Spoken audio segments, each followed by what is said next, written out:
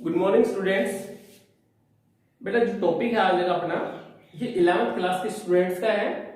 Chapter number first का topic last topic करेंगे आज।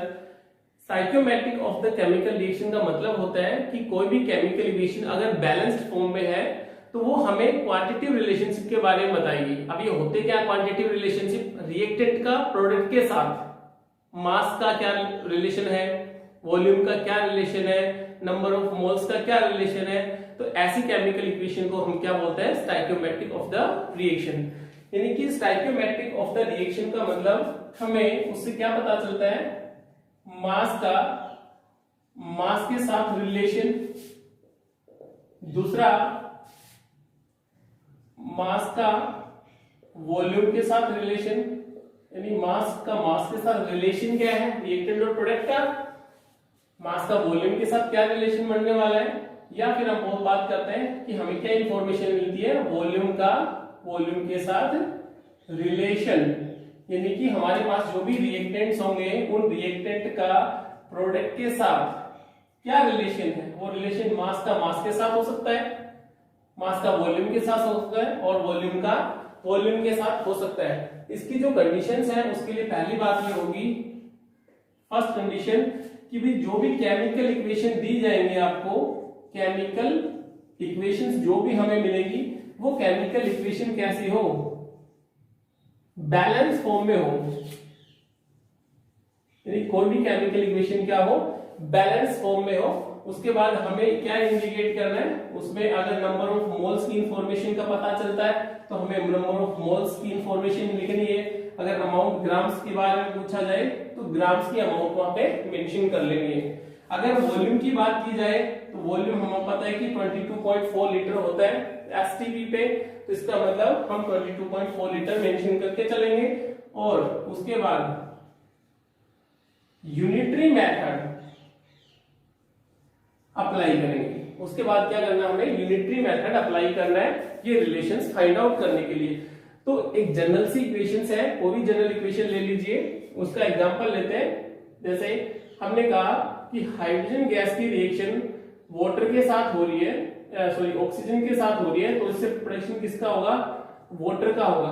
तो इससे हमें क्या क्या इंफॉर्मेशन मिल रही है? इसको हम क्या करेंगे? हाफ मोल कर दूंगा। तो इसके लिए हमें क्या इंफॉर्मेशन मिल रही है? ये पता चल गया ये कितने मोल है? 1 मोल है। कितना मोल है बेटा? 0.5 मोल है।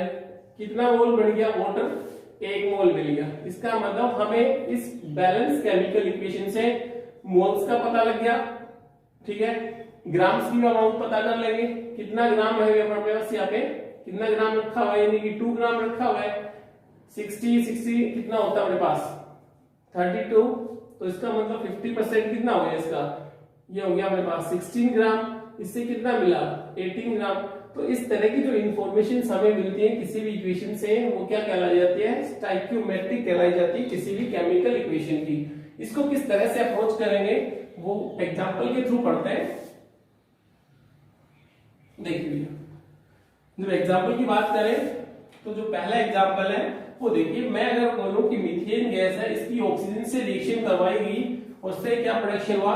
कार्बन डाइऑक्साइड प्लस वाटर का फॉर्मेशन हुआ।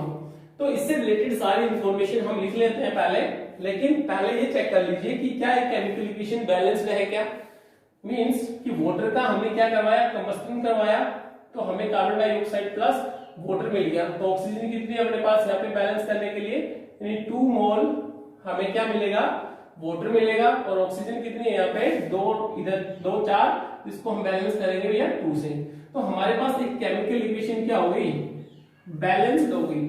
अब ये जो केमिकल इक्वेशन हमें किस किस की इंफॉर्मेशन देती है? देखिए 1 मोल, ये कितना है बेटा? 2 मोल, कितना मिल रहा है? 1 मोल, ये कितना मिल रहा है? 2 मोल।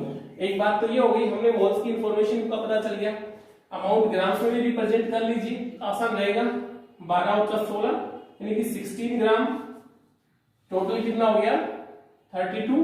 भैया हमारे पास ऑक्सीजन में 32 होता है, तो इसमें नंबर ऑफ मोल्स कितने बने? 2 into 32 ग्राम। कार्बन डाइऑक्साइड कितना मिल रहा है? 44 ग्राम। कितना मिल रहा है? 2 into 18 ग्राम। भाई हमारे पास 2 मोल है, एक में हो गया 18 ग्राम, तो हमने कहा टोटल 36 ग्राम।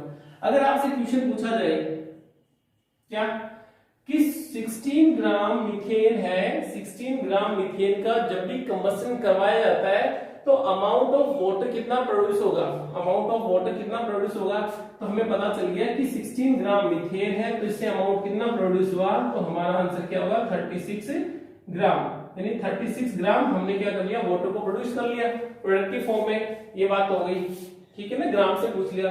लेकिन क्वेश्चन दूसरा अगर इस तरह से दिया जाए कि हमें यहाँ पे कितने मोल ग्राम मिल रहा है 44 ग्राम, तो हमें मान लो चाहिए 22 ग्राम। ये बेटा दोनों क्वेश्चन जो करवा रहा हूँ ये किसके हैं, एनसीईआरटी के केस है, ठीक है ना, ये दोनों क्वेश्चन के आपके एनसीईआरटी के केस है।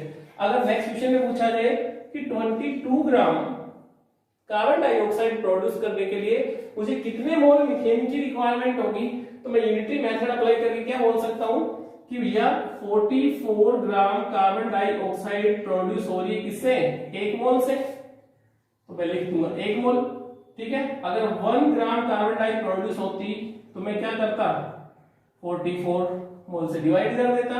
लेकिन हमें क्या चाहिए 22 ग्राम, यानी कि अमाउंट ग्राम्स में, अब हमें 22 ग्राम प्रोड्यूस करनी है, तो 22 ग्राम, ठीक है ना, कार्बन डाइऑक्साइड प्रोड्यूस करने के लिए हमें क्या करना पड़ता है, यानी कि 22 को मैं मल्टीप्लाई कर देता, तो हमें आंसर कितना मिलता 0.5 मोल, ये हमारा आंसर होता। तो बिल्कुल सिंपल सी है, देखिए इसी को बोला जाता है stoichiometric of the reaction of the chemical reaction. In equation में सिर्फ एक बात का ध्यान रखेंगे कि आपकी केमिकल इक्वेशन हो बैलेंस फॉर्म में हो। अगर केमिकल इक्वेशन बैलेंस फॉर्म में होगी तभी अप्लाई कर पाओगे, स्टोइकियोमेट्रिक देख पाओगे, रिलेशंस को फाइंड आउट कर पाओगे और छोटे न्यूमेरिकल्स हैं वो आपके हो पाएंगे।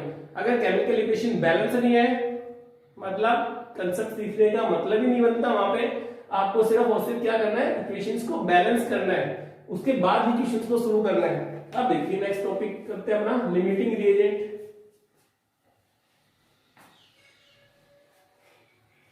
लिमिटिंग रिएजेंट, जैसे नाम से पता चल रहा है कि लिमिटिंग रिएजेंट का मतलब क्या है, जो रिएक्टेंट लिमिट में होगा उसी को हम लिमिटिंग रिएजेंट बोलेंगे। लिमिटिंग रिएजेंट, इसका मतलब किसी भी केमिकल इक्वेशन की अगर बात करूं मैं, तो उस केमिकल इक्वेशन में आपकी जो रिएक्टेंट्स है उन रिएक्टेंट्स के अंदर ऐसा कौन सा रिएक्टेंट्स है जो कि लिमिट में है। मींस अगर मेरे पास कोई भी एक रिएक्टेंट है, कि मैंने कहा कि रिएक्टेंट है वो किस में कन्वर्ट होगा बेटा, प्रोडक्ट में कन्वर्ट होगा, तो क्या बताइए कि कभी भी एक रिएक्टेंट प्रोडक्ट में कन्वर्ट होगा, बिल्कुल हो सकता है। क्या वो लिमिट में हो सकता है, क्योंकि वो पूरा ही कंज्यूम हो जाएगा। तो एक अगर रिएक्टेंट होगा तो उसके लिए लिमिटिंग रिएजेंट का कंसेप्ट ही अप्लाई नहीं होगा। लेकिन अगर मैंने कहा कि ए और बी दो रिएक्टेंट है, इनसे बढ़ गया भैया प्रोडक्ट सी, तो इन दोनों में से कोई एक तो लिमिटिंग रिएजेंट होगा एलआर, लिमिटिंग रिएजेंट होगा एलआर। इसके साथ साथ जो बच गया उसको बोलेंगे axis reagent ER. Limiting reagent की बात हो रही है। लिमिटिंग रिएजेंट का मतलब जो रिएक्टेंट लिमिट में है, मतलब प्रोडक्ट का जो फॉर्मेशन हो रहा है वो डिसाइड कौन कर रहा है, लिमिटिंग रिएजेंट डिसाइड कर रहा है। इसका तरीका क्या सीखने का, मैंने कहा कि मेरे पास 1 कप मिल्क का है, ठीक है, 1 कप मिल्क का ले लिया। इस 1 कप मिल्क से फॉर एन एग्जांपल 4 कप चाय बन रही, कितने कप बन गई बेटा, 4 कप, टी का फॉर्मेशन हो गया। अगर चार मेंबर को चाय पीनी थी तो उनके लिए तो ये मिल्क हमारे पास 1 कप जो हमने लिया है बिल्कुल एनफ है। लेकिन 4 के बाद 4 फ्रेंड और आ गए तो हमें कितने कप बनाने पड़ेंगे चाय के, 8 कप, ठीक है। भाई 4 तो आपके पास पहले से थे और अपने पास 4 और आ गए, तो इसका मतलब जो मिल्क था वो तो पहले से कंज्यूम हो चुका। अब 8 कप बनाने के लिए मेरे पास मिल्क तो है ही नहीं, मिल्क तो कंप्लीट खत्म हो गया, तो मिल्क हमारे पास क्या कहलाएगा, लिमिटिंग रिएजेंट। अगर मेरे पास मिल्क होता तो मैं भैया चाय को सर्व कर सकता था, 8 कप बढ़ा सकता था, लेकिन मिल्क तो पहले ही खत्म हो गया। तो इसका मतलब अब मेरे पास 8 कप चाय बनी पड़ेगी। तो मिल्क जो कम अमाउंट में प्रेजेंट है वही क्या कहलाएगा, आपका लिमिटिंग रिएजेंट। इसका मतलब लिमिटिंग रिएजेंट किसी भी रिएक्टेंट में वो होगा जो कि लिमिटेड अमाउंट में है, कम अमाउंट में है, जो प्रोडक्ट का फॉर्मेशन करने के लिए रिस्पॉन्सिबल है, वो हमारे पास क्या होगा, लिमिटिंग रिएजेंट। अब इसका तरीका क्या है, किस तरह से देखेंगे लिमिटिंग रिएजेंट का, तो इसका सिंपल सा तरीका है, जिसके नंबर ऑफ मोल्स, यानी कि ट्रिक है, कैसे फाइंड आउट करोगे, हमें तो केमिकल इक्वेशंस में फाइंड आउट करना है कि भैया नंबर ऑफ मोल्स और स्टोइकियोमेट्रिक रेशियो, यानी कि मैं बोलूं स्टोइकियोमेट्रिक रेशियो, जो अभी हमने पढ़ा स्टोइकियोमेट्रिक रेशियो, ये किसी का लोवेस्ट होगा, तो उस लोवेस्ट होगा तो वो हमारा क्या होगा बेटा, लिमिटिंग रिएजेंट होगा। यानी कि आप इस ट्रिक को याद रखेंगे कि number of moles divided by stoichiometric ratio, जिसका कम है वो हमारे पास लिमिटिंग रिएजेंट होगा। ठीक है, अब इसको एग्जांपल के थ्रू समझते हैं, किस तरह से करेंगे क्वेश्चंस को। ये लिमिटिंग रिएजेंट के जो केस है मोल कंसेप्ट के साथ जोड़े जाते हैं। अगर मैंने कहा कि HCl है और इससे क्या मिल रहा है, हाइड्रोजन गैस है और क्लोरीन गैस है, इससे मुझे क्या मिल गया, HCl गैस मिल गई। ये भी गैसेस फेज में है और ये भी गैसेस फेज में है। अमाउंट आपको दे दी गई, फॉर एग्जांपल 1 ग्राम दे दिया गया, ये भी क्या है आपके पास 1 ग्राम दे दिया गया। अब आपसे पूछ लिया कि कितना ग्राम HCl का फॉर्मेशन होगा, कितने ग्राम HCl का फॉर्मेशन होगा।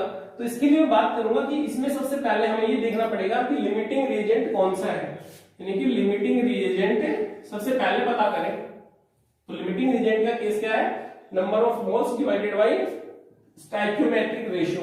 तो number of moles stoichiometric ratio for hydrogen के लिए निकालिए, फॉर हाइड्रोजन के लिए तो number of moles divided by stoichiometric ratio, और मोल्स निकालने का फॉर्मूला हमें पता ही है, given mass divided by molecular mass. Stoichiometric ratio, hydrogen का क्या लिखा हुआ है, स्टोइकियोमेट्रिक रेशियो, स्टोइकियोमेट्रिक क्या है हाइड्रोजन की 1, यानी 1 मोल है, तो डिवाइडेड बाय 1।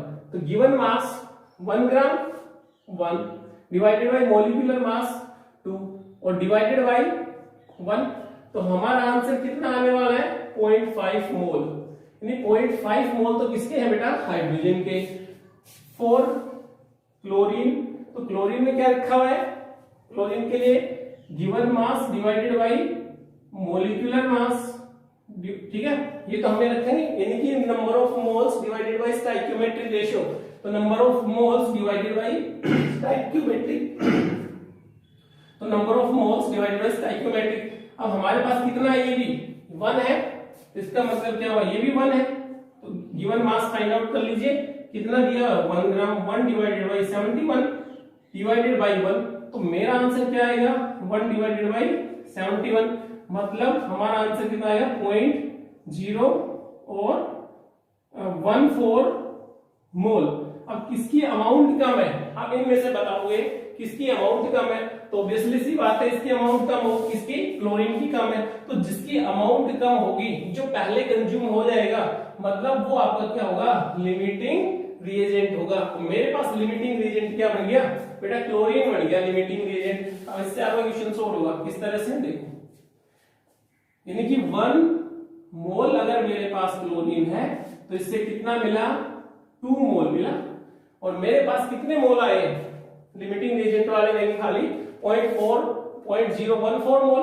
तो इसका मतलब मेरे पास अमाउंट कितना HCl का बढ़ेगा, कितना HCl बढ़ेगा, तो हम क्या करेंगे, 0.014 मोल्स को किससे मल्टीप्लाई कर दूं, 2 मोल से मल्टीप्लाई कर दूं, तो इसका मतलब 1 मोल से कितना मिल रहा है, 1 मोल से 2 मोल मिल गया। ठीक है, अब बात करेंगे इसकी कि 0.014 से कितना मिलेगा, तो इसका मतलब हमें आंसर ये मिल जाता है 0.014 से कितना HCl मिलेगा, तो हमारा आंसर कितना आ गया यहाँ पे 0.028 मोल। इसका मतलब HCl का कितना मोल मिल रहा है, 0.028 मोल। लेकिन हमें गिवन मास फाइंड आउट करना है, हमें इसका तो मास फाइंड आउट करना है भाई, और मास में कौन सा, गिवन मास, तो पता है आपको गिवन मास कैसे फाइंड आउट करेंगे, number of moles multiply by molecular mass. तो नंबर ऑफ मोल्स कितने आ गए 0.028, मोलिकुलर मास किसका, क्लोरीन का, सॉरी हमें तो HCl के अमाउंट फाइंड आउट करने, तो HCl का मोलिकुलर वेट यानी मोलिकुलर मास कितना होता है 36.5। ये हो गया HCl के रेस्पेक्ट में बात हो रही है कि हमें HCl अमाउंट कितना मिलेगा 36.5, तो हमारे पास आंसर कितना आ गया 1.0 ग्राम। ठीक है भाई, ये आपका आंसर है किसके, लिमिटिंग रिएजेंट की। क्वेश्चन इस तरह से करोगे। ट्रिक क्या है, number of moles divided by stoichiometric ratio, जिसका लोएस्ट आएगा वो आपका लिमिटिंग रिएजेंट होगा। उसके बाद आपका मोल कंसेप्ट अप्लाई हो जाता है। आप इस तरह से इन क्वेश्चंस को करके देखेंगे। नेक्स्ट वीडियो में और नंबर ऑफ क्वेश्चंस करवाएंगे। ठीक है, थैंक यू।